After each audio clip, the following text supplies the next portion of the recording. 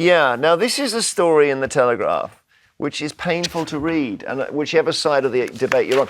So the LGBTQ charity Pride posted on social media a picture of Lucy Clark, announcing that she'd made history as the first openly transgender referee. And I think Lucy's involved with Sutton United, who are my other team, actually. J.K. Rowling responded saying, when I was young, all the football managers were straight, white, middle-aged blokes, so it's fantastic to see how much things have changed. This then was written up in the Mail, who said J.K. Rowling had compared Clark to a straight, white, middle-aged bloke. J.K. responded and said, I didn't compare him to one, he is one. What do you think, Emily? I mean, I think J.K. Rowling has received, unbelievable abuse from the transgender, the more extreme sides of the transgender community. I don't quite understand her point here. I haven't seen the wider, this is a whole report on what's happened. I haven't seen the wider sort of issue around this. But she is continuing to make the same point that she has been making for years, and she's had sort of death threats, abuse, is that women are biologically women.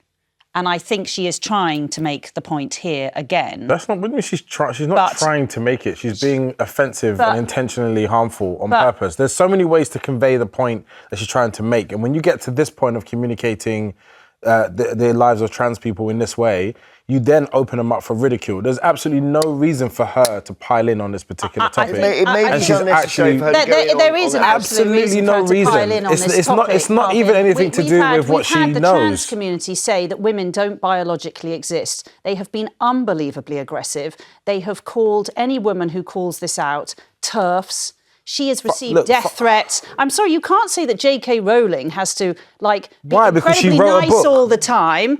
Incredibly, she's an unbelievable campaigner on this.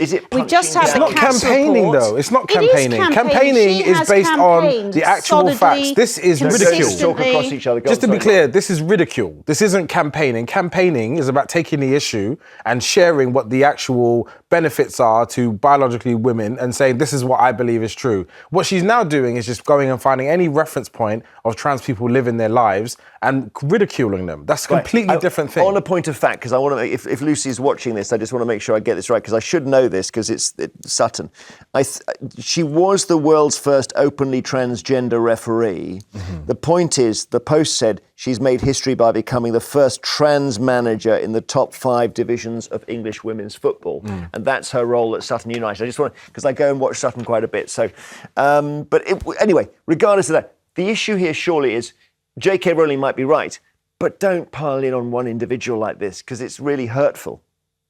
I think J.K. Rowling's answer to that is, you sure didn't stop piling in on me. But so they have. You're creating that. Sorry, she didn't create it. She did not create it.